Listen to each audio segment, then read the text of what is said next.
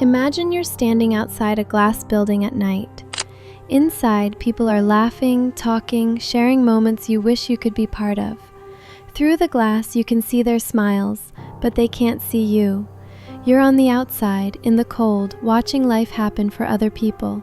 You want to walk in, but something stops you. It's not that the door is locked. It's not that anyone told you to stay out. It's the voice inside your head, the one that says, you don't belong there. You're not enough for that room. This is the fear of inadequacy. It's not a wall built by the world. It's a wall built by your own mind. Psychologists define inadequacy as the deep belief that you are less than, less valuable, less capable, less worthy. On the outside, you might seem fine, but inside, every action, every choice is filtered through the thought, I'm not enough. The brain loves patterns. When it gets used to repeating that message, it wires it into your identity. This is called self-schema, the blueprint of who you think you are. Once it's in place, you'll start rejecting anything that doesn't match it, even success. I remember the day I almost didn't go to a cafe.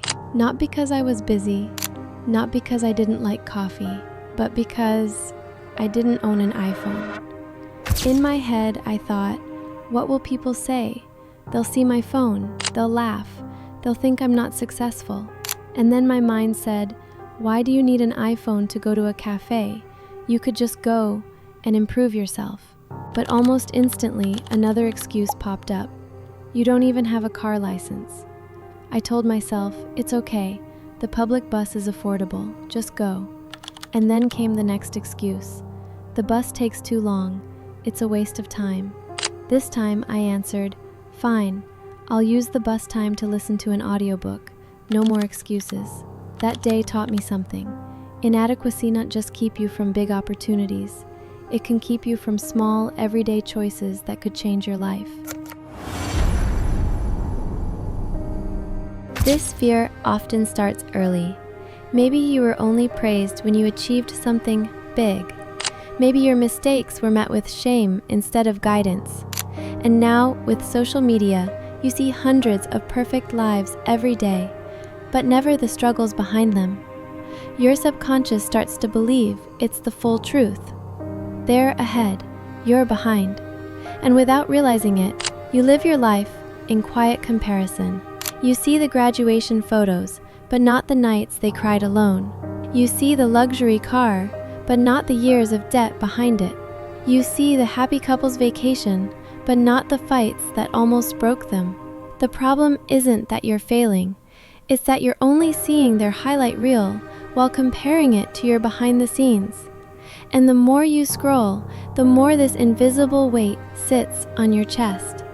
You start thinking, maybe I'm just not made for success. But that's a lie, a dangerous, silent lie that lives inside your head until you challenge it. And here's the truth. The fear of inadequacy doesn't prove you're behind. It proves you're human. You can't kill this fear in one day, but you can stop letting it control you. Think of it like a shadow. If you stand still, it stands over you. But the moment you start walking toward the light, the shadow moves behind you. It doesn't vanish instantly, but it stops leading your steps. That's what overcoming fear feels like. You don't erase it, you outgrow it. Here's how. 1. Call it out. Don't let it hide. When the thought comes, you're not enough, stop and ask, says who? Fear loves to incorporate in the background like a quiet radio you forget is even on. But when you speak it out loud, you take it out of the dark. You realize this is just a thought, not a fact. Once you name it, you start controlling it instead of it controlling you. 2. Write your wins.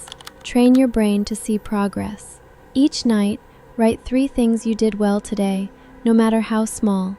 This rewires your brain to focus on growth instead of gaps.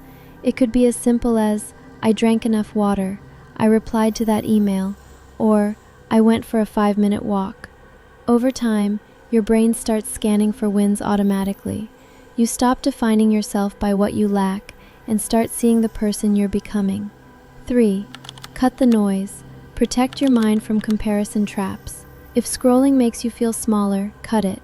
Mute accounts that trigger comparison, even if they're friends. You are not obligated to consume anything that damages your self-worth. Just like you wouldn't feed your body spoiled food, don't feed your mind spoiled thoughts. The cleaner your mental diet, the healthier your self-image becomes. 4. Do one brave thing. Build courage like a muscle. Once a week, choose something that scares you but could help you grow. It could be speaking up in class, starting a side project, or asking for feedback. Courage is not the absence of fear, it's action despite fear. And every brave thing you do becomes proof to your brain that you're capable. Over time, the things that used to terrify you become your new comfort zone. 5. Replace the lens. Redefine what enough means. Ask yourself, enough for who? Enough for what? Your worth isn't a scoreboard that someone else gets to keep. If you measure yourself by society standards, you'll never win because the finish line always moves. But if you define enough as learning, growing, and trying every day, you can win daily. Change your lens, and the world you see changes with it. You weren't born thinking you're not enough. That belief was planted in you by experiences, by comparisons, by voices that were wrong. And if it was planted, it can be uprooted. You can choose which seeds you water. Every time you act despite the fear, you prove it wrong.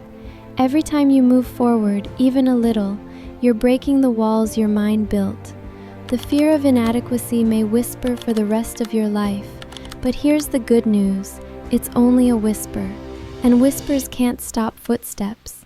Don't wait until you have the perfect phone, the perfect car, or the perfect timing. Start with what you have, right now, because confidence doesn't come from having everything. It comes from starting with anything. Maybe you don't have the latest iPhone, maybe you don't have a license or a fancy apartment or thousands in the bank, but you do have something far more powerful, the choice to take the next step. And when you keep taking those steps, the things you once thought you needed will either come naturally, or you'll realize you never needed them at all. So, walk forward anyway.